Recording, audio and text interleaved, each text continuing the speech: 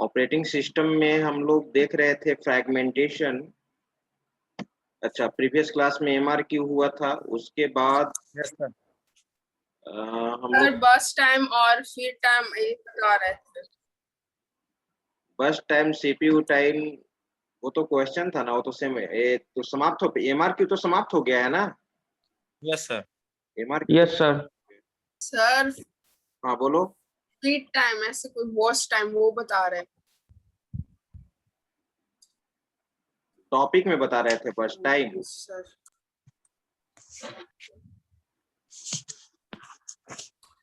पढ़ाए थे last class में, वो बता रहे हैं।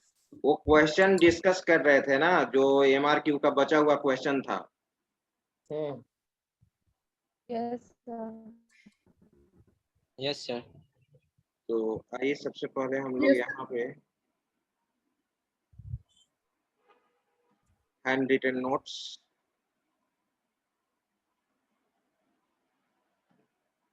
यहाँ पे जो ऑपरेटिंग सिस्टम ये रहा।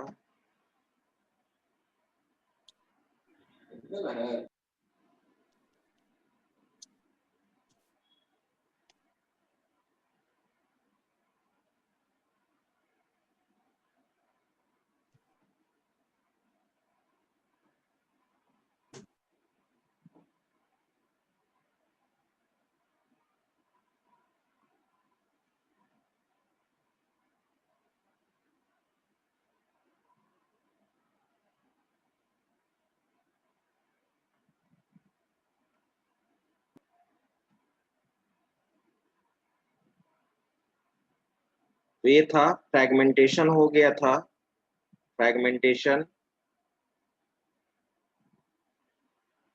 इसके बाद हम लोग को पढ़ना है कॉम्पैक्शन।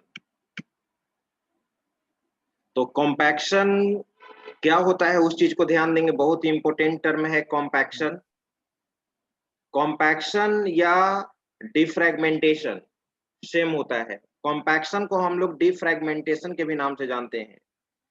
जो फ्रैगमेंटेशन होता है, आप जानते हो कि फ्रैगमेंटेशन रिप्रेजेंट करता है वेस्टेज ऑफ मेमोरी। उस फ्रैगमेंटेशन को रिमूव करने के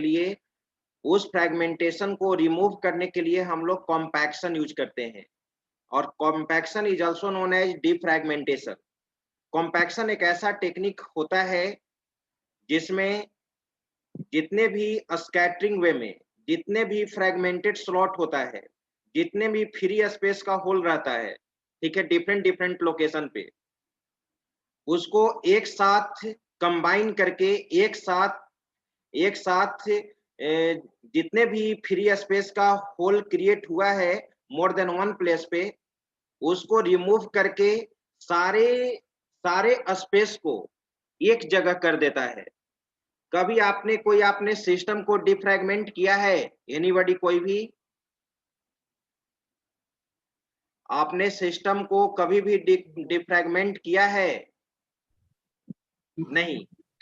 तो डिसफ्रैगमेंटेशन किया। आपने किया है? Yes sir. आप देखिएगा, डिसफ्रैगमेंटेशन जब करोगे तो उसमें बहुत सारा ब्लू कलर का लाइन दिखाता है, व्हाइट कलर का लाइन दिखाता है, ग्रीन कलर का लाइन दिखाता है, और कहा जाता है कि अपने सिस्टम को एक बार जरूर डिफ्रैगमेंट कर देना चाहिए मंथली। ठीक है, उससे क्या होता है कि जितने भी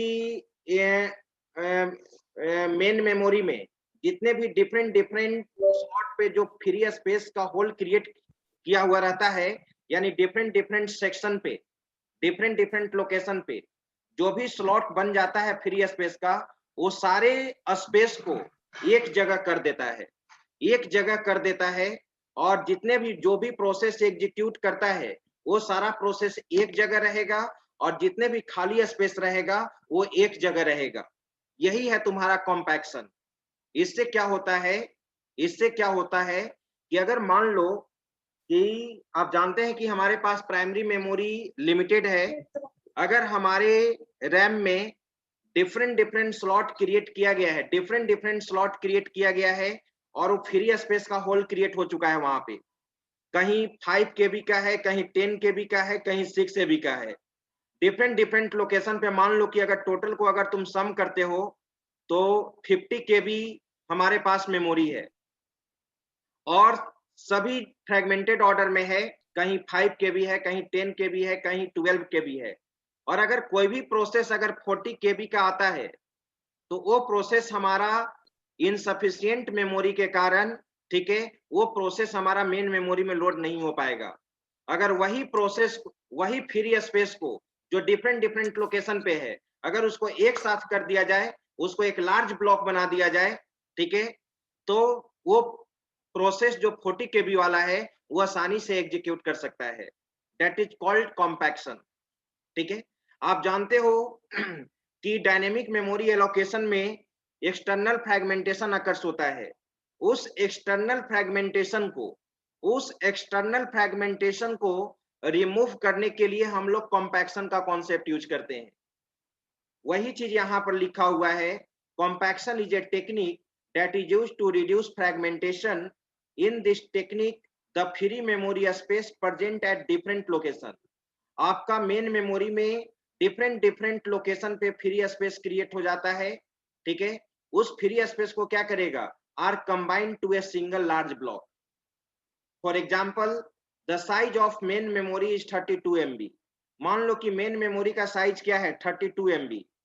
इन this case multiple free space block are created at different location. Different different location पे आपका फ्री स्पेस क्रिएट हो गया है।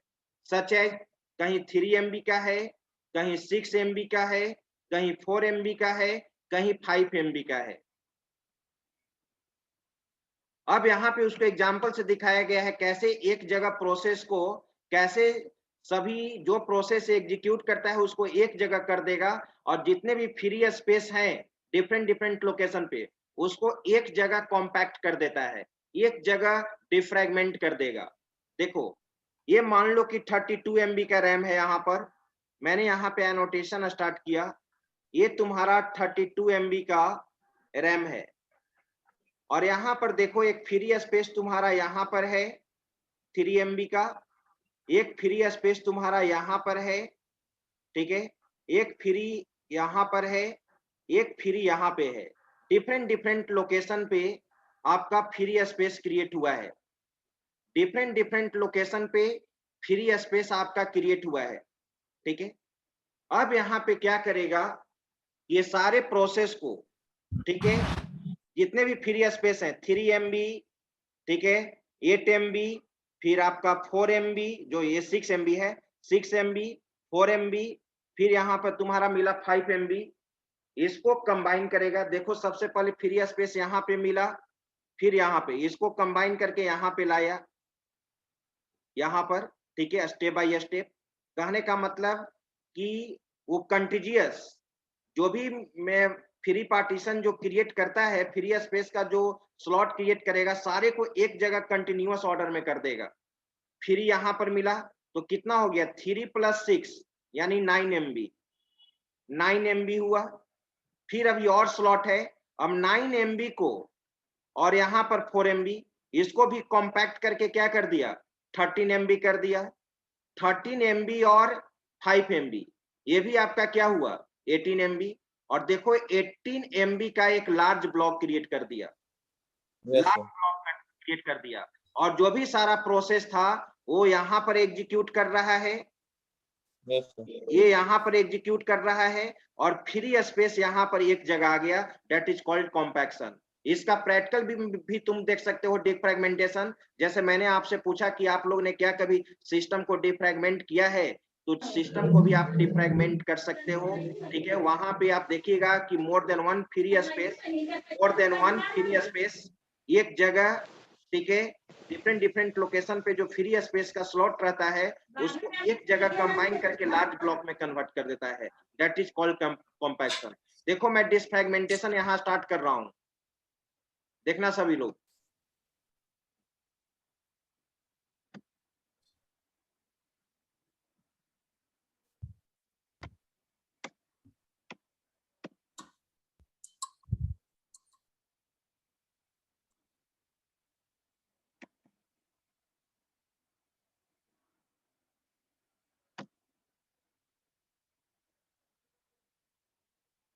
इसमें टाइम लगता है आपका, ठीक है।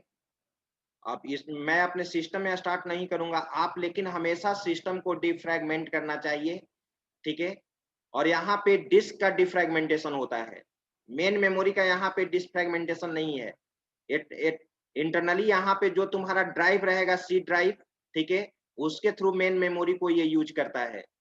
तो जब भी आप डिफ्रैगमेंट करना, C drive, E drive, F drive, ये तो बाय डिफॉल्ट सिस्टम, जिस समय सिस्टम फॉर्मेट होता है उस समय बाय डिफॉल्ट ग्राफिक्स के लिए इतना यूज होता है। तो ई ड्राइव है, एफ ड्राइव है, सी ड्राइव है, तुम सबको यहाँ पे क्या कर सकते हो, डिफ्रैगमेंट कर सकते हो। जैसे मैंने एनालाइज किया,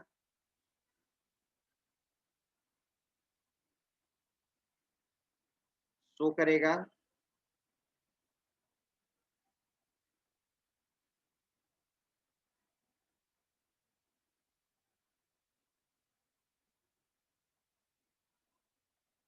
रनिंग कर रहा है सर, रनिंग हो रहा है। हाँ ये रनिंग में आगे दिखाएगा ये कंप्लीट होने के बाद, ठीक है।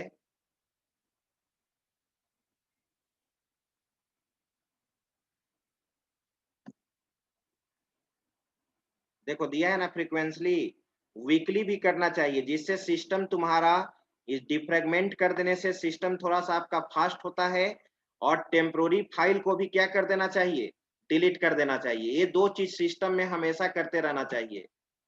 टेम्पोररी फाइल कैसे देखते हैं बताओ कोई? सर विंडो प्लस आर की प्रेस करके टेम्प सर्च करके या परसेंटेज टेम्प सर्च करके। हाँ परसेंट टेम्प से, वेरी गुड। परसेंट और टेम्प, प्रीफिक्स से भी। परसेंट टेम्प और परसेंट टेम्प इंटर मारिएगा, सारा टेम्पोररी फाइल्स जो आपके सिस्टम में है वो, ठीक है। अब देखिए इतना सारा टेम्पोररी फाइल बना हुआ है, मुझे तो याद ही नहीं रहता है डिलीट करने के लिए। ये सारा टेम्पोररी फाइल को आप हमेशा डिलीट कर दिया करो, ठीक है। कंट्रोल ए, शिफ्ट डिलीट, ये सारा तुम्हारा डिलीट हो जाएगा।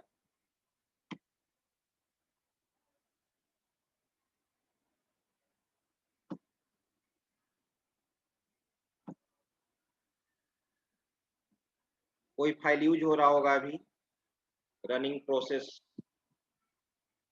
तो इस तरह से टेम्पोररी फाइल को भी रिमूव कर देना चाहिए, ठीक है। तो ये था आपका कॉम्पैक्शन। अब हम लोग देखते हैं स्वैपिंग। ये सब शॉर्ट नोट्स में आपको पूछ सकता है, शॉर्ट नोट्स में ये क्वेश्चन ये सब पूछ सकता है।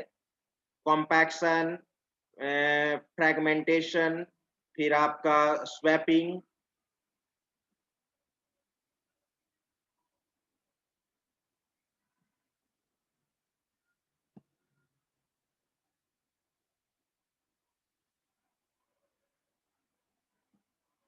चलिए नेक्स्ट, नेक्स्ट है तुम्हारा स्वैपिंग।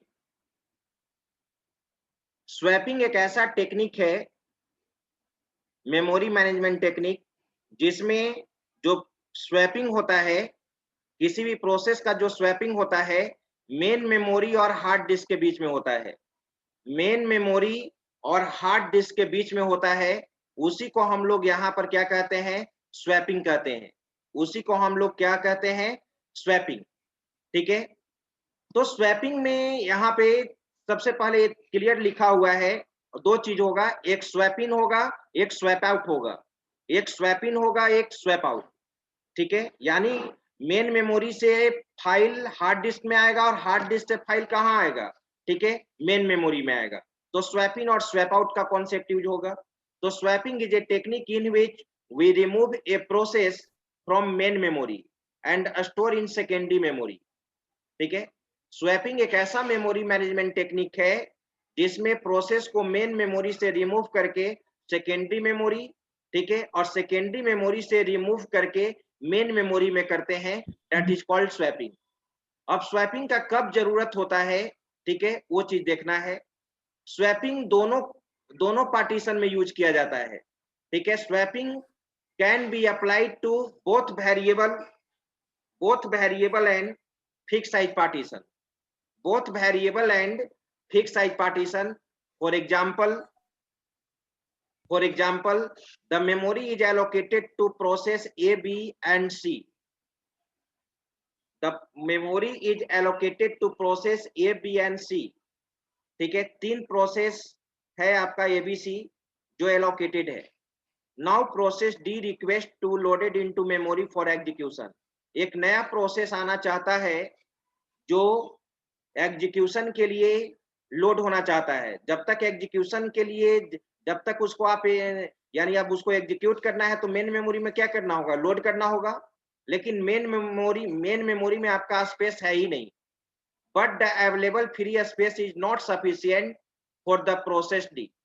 क्लियर लिखा हुआ है, यहाँ पर क्लियर लिखा हुआ है, the memory is allocated to process A, B and C.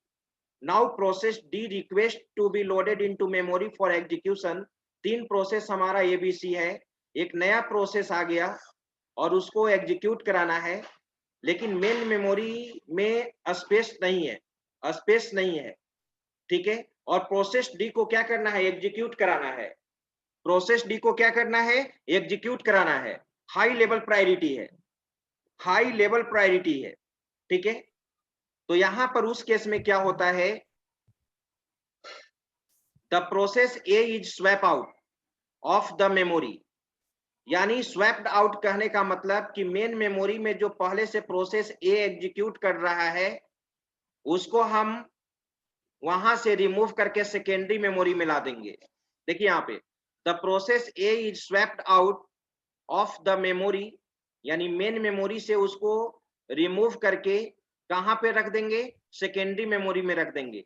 Remove करोगे and stored into the secondary storage. ठीक है, सेकेंडरी स्टोरेज में वो क्या हो गया, स्टोर हो गया. To create space for the process D. और स्टोर करने के बाद प्रोसेस ए को जैसे ही मेन मेमोरी से हटाकर मैंने सेकेंडरी मेमोरी में रखा, अब हमारे मेन मेमोरी में स्पेस क्रिएट हो गया.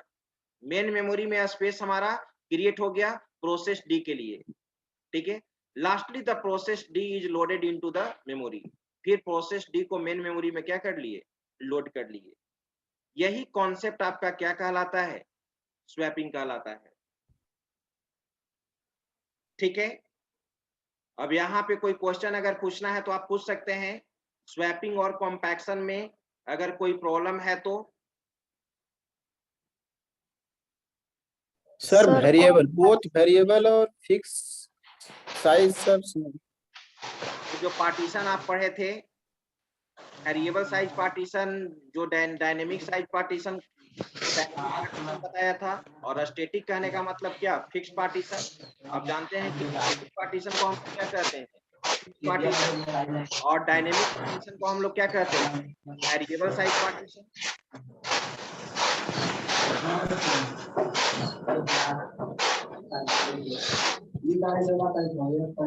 म्यूट करो पूजा कुमारी, म्यूट करो, आवाज आ रहा है तुम्हारे बैकग्राउंड में.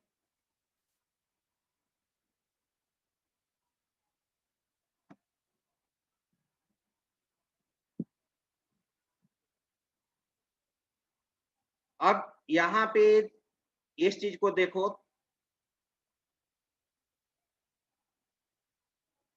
ये जो टर्म था मेमोरी मैनेजमेंट सिस्टम में, आप इतने टर्म को पढ़ चुके हैं.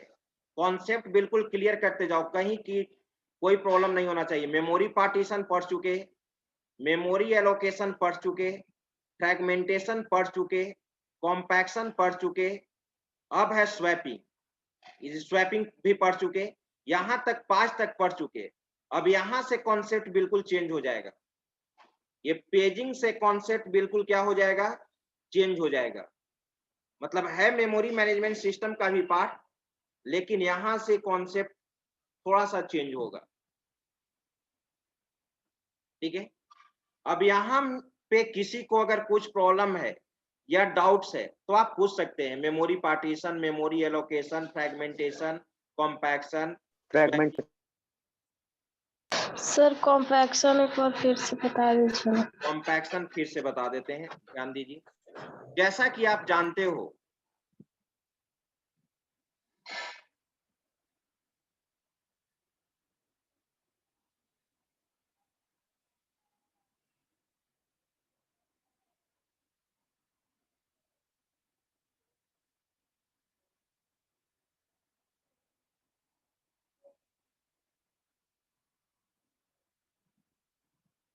देखिए, जैसा कि आप जानते हैं कि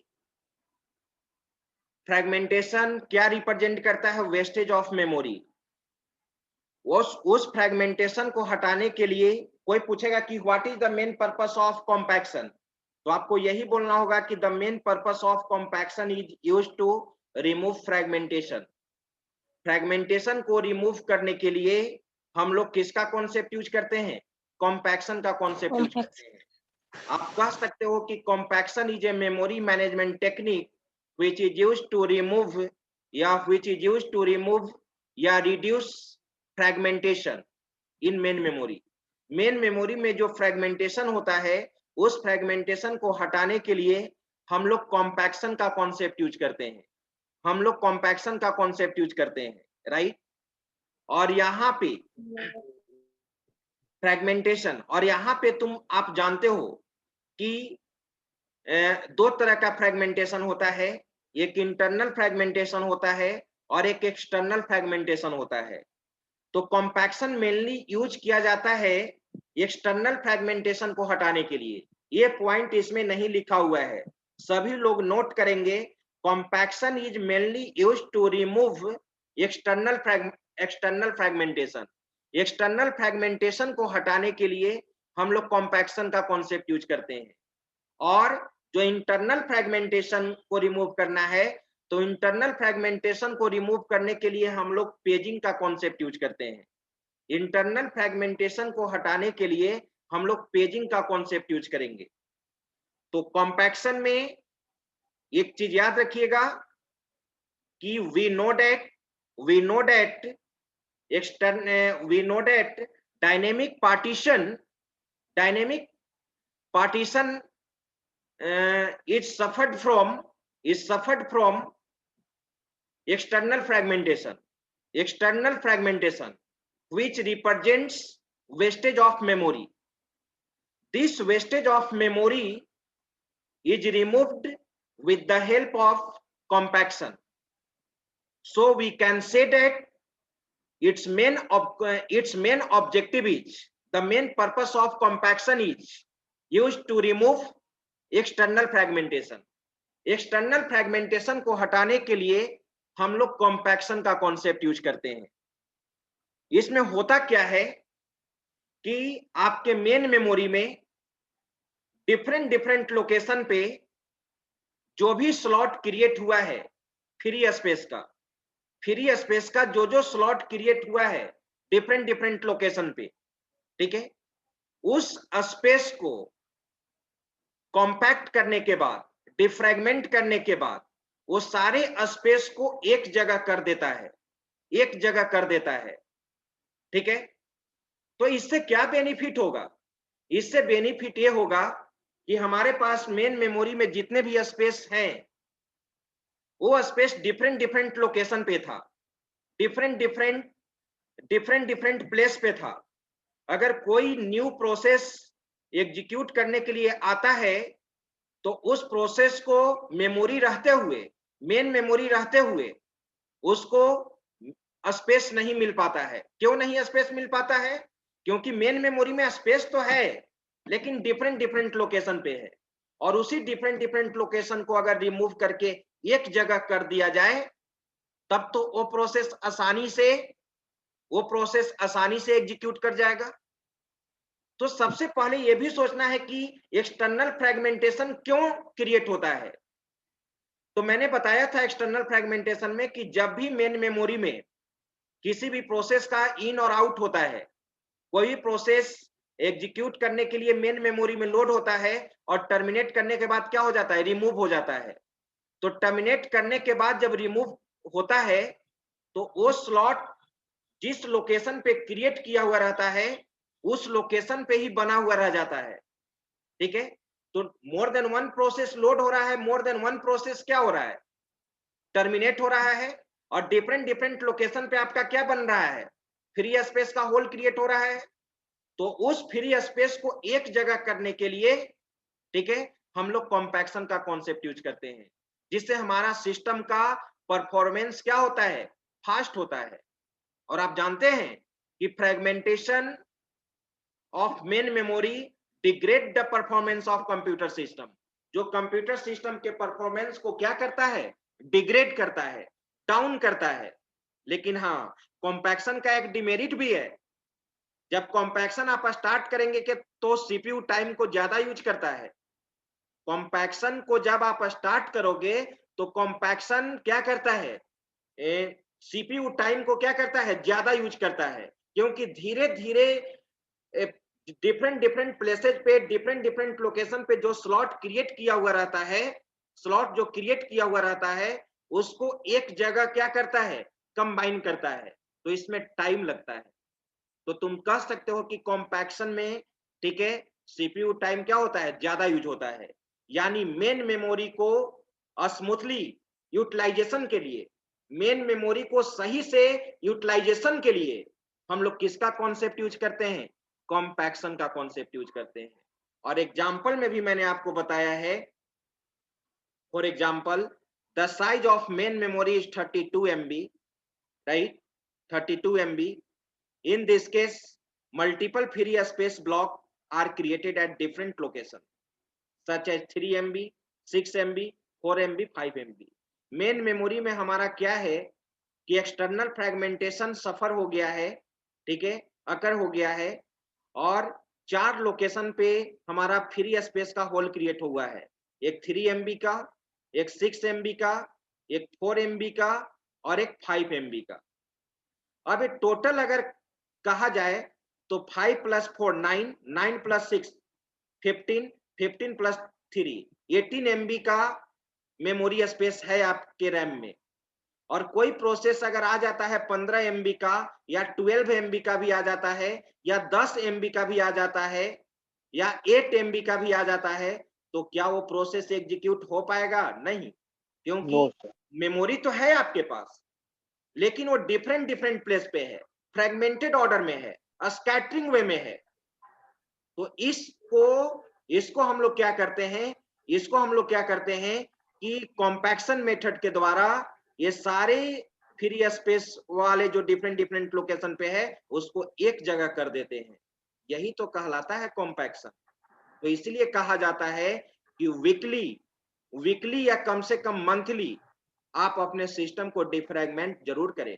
और compaction is also known as defragmentation. Compaction is also known as defragmentation, fragmentation का जस्ट ऑपोजिट। और यही फिगर बनाया हुआ, फ्रेगमेंटेशन सेकेंडरी मेमोरी में भी होता है। फ्रैगमेंटेशन सेकेंडरी मेमोरी में नहीं होता है, मेन मेमोरी में होता है, ठीक है। लेकिन वहां पर भी तुम कह सकते हो, लेकिन वहां पे एक तरह से हार्ड डिस्क है, वो डिस्क को जैसे डिफ्रैगमेंटेशन जो हम लोग दिखाता है, सी ड्राइव का दिखाता है, डी ड्राइव का दिखाता है, ई ड्राइव का दिखाता है, एफ ड्राइव का दिखाता है, जो भी तुम्हारे पास ड्राइव है, तो उसमें भी डिफरेंट डिफरेंट लोकेशन क्रिएट हो जाता है।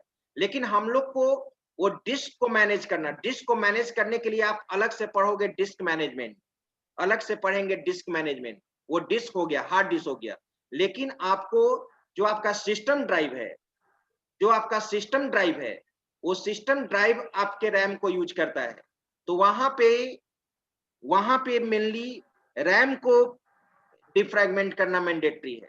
और उसके साथ साथ क्या फैसिलिटी हो जाता है, डिस्क भी आपका डिफ्रैगमेंट हो जाता है, ठीक है, कॉम्पैक्ट हो जाता है। अब यहां पर देखिए फिगर, ये 4 फिगर इसलिए बनाया गया है कि यहाँ पर धीरे धीरे वो प्रोसेस को क्या करता है, आप देखिएगा डिफ्रैगमेंट करोगे तो आपका टाइम लगेगा, ठीक है, आधा घंटा समय लगेगा, जैसा आपका प्रोसेसर होगा, प्रोसेसर के स्पीड पे डिपेंड करेगा, ठीक है।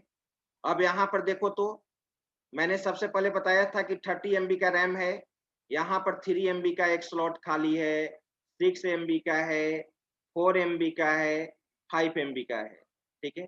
अब सबसे पहले फर्स्ट वाला फ्री स्पेस मिला, फिर यहाँ पर मिला, तो 3 + 6 देखो तो यहाँ पर दोनों को कंबाइन करके क्या कर दिया, 9 MB।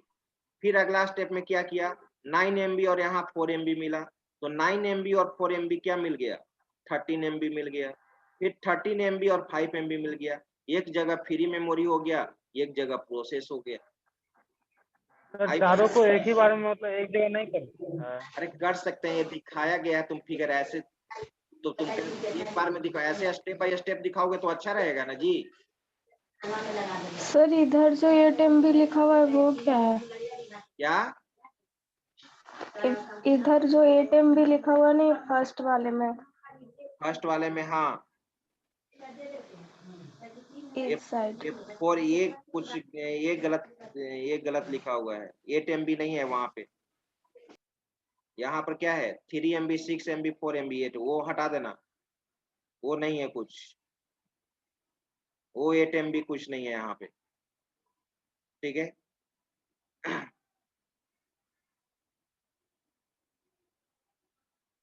और बोलो, स्वैपिंग स्वैपिंग समझ रहे हो ना?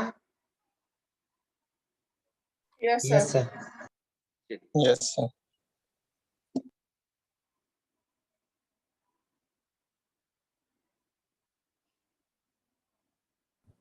सर यदि करना हो तो कैसे स्वैप करेंगे? हम्म,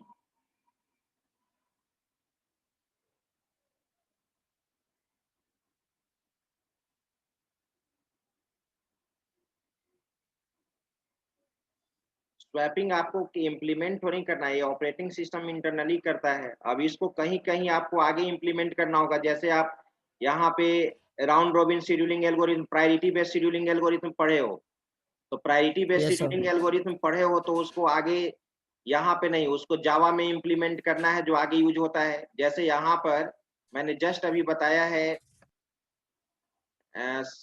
BCS 6 सेमेस्टर में थ्रेड प्रायोरिटी। अब यहाँ पर देखो, यहाँ पर ये थ्रेड क्रिएट किया हुआ है, अब यहाँ पे जावा का प्रोग्राम लिखा हुआ है। अगर मान लो सपोज यहाँ पर, जैसे मान लो कि सपोज 4 स्टूडेंट का नाम है, तरुण है, अंजलि है, अनु है, आयुष है, ठीक है। और ठीक है, आप कंप्लीट समझो कि मान लो कि आप गेस्ट को वेलकम करते हो, तो आपके मान लो कि ये सब फ्रेंड्स हैं, तरुण, अंजलि, अनु, आयुष आपके फ्रेंड्स हैं।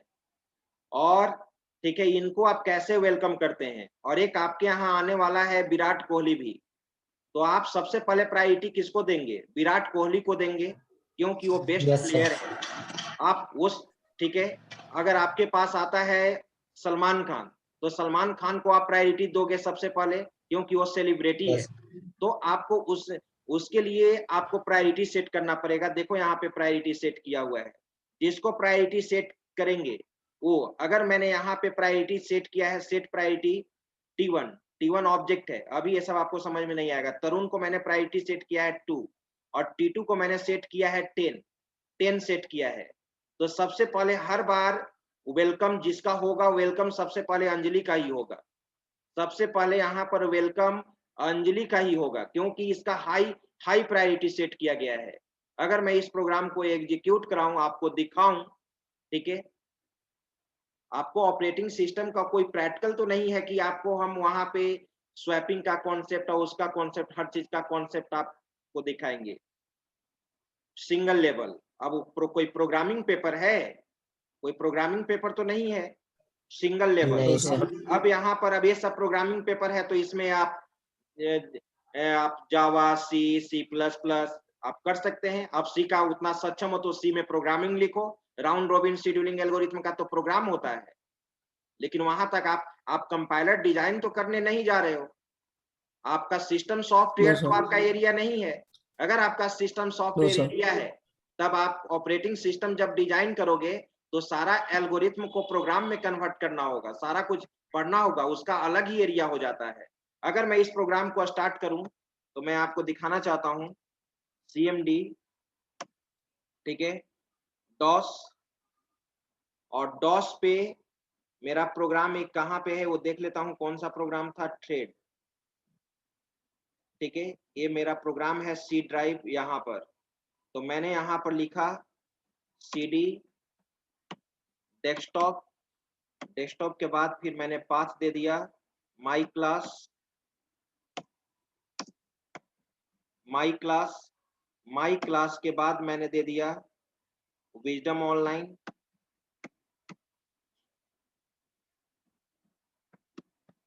इसके बाद मैंने प्रायोरिटी दे दिया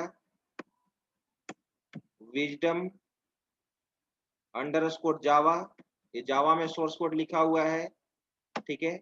अब मैं यहाँ पर एग्जीक्यूट कराया, ठीक है, जावा, ठीक है, और यहाँ पे थ्रेड PR इंटर, देखो अंजलि विथ प्रायोरिटी 10, अंजलि को सबसे पहले वेलकम किया जा रहा है। फिर देखना अंजलि विथ प्रायोरिटी 10, हर बार जब जब अंजलि हमारे यहाँ आएगी तो उसको सबसे पहले प्रायोरिटी मिलेगा, हायर प्रायोरिटी है। देखो फिर यहाँ पर देखो, फिर इस बार देखना, फिर यहाँ पर देखो, ये जब जब एग्जीक्यूट कर रहा है ये दिखाया गया है यहाँ पर। तो ये सब अब जैसे आप जावा चीज में बताते हैं, तो अब यहाँ पर जावा में जब मल्टी थ्रेडिंग हम पढ़ाते हैं तो वहां पे ऑलरेडी डिस्कस है कि राउंड रोबिन शेड्यूलिंग एल्गोरिथम कैसे काम करता है। ऑपरेटिंग सिस्टम का हम एग्जांपल यहाँ पर बच्चा को देते हैं, ठीक है, कि वहां पर प्रायोरिटी बेस्ड शेड्यूलिंग एल्गोरिथम कैसे काम करता है।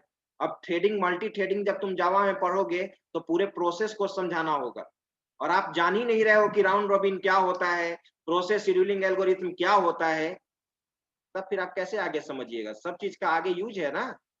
आई बात समझ में? Yes sir, yes sir. चलिए अब ये सब है, अब तो आपको मेहनत करते जाना है, क्लास रेगुलर कीजिए। अब ये सब आपको कुछ कोडिंग नहीं, ये PHP में आप पढ़िएगा सेकेंड ईयर में, ये सब देखिए PHP का पूरा प्रोग्राम लिखा हुआ है। अब ये सब क्या है आपको ऑलरेडी कुछ नहीं मालूम चलेगा अभी। चलिए फिर से ज्वाइन कीजिएगा, फिर से सभी लोग ज्वाइन करेंगे।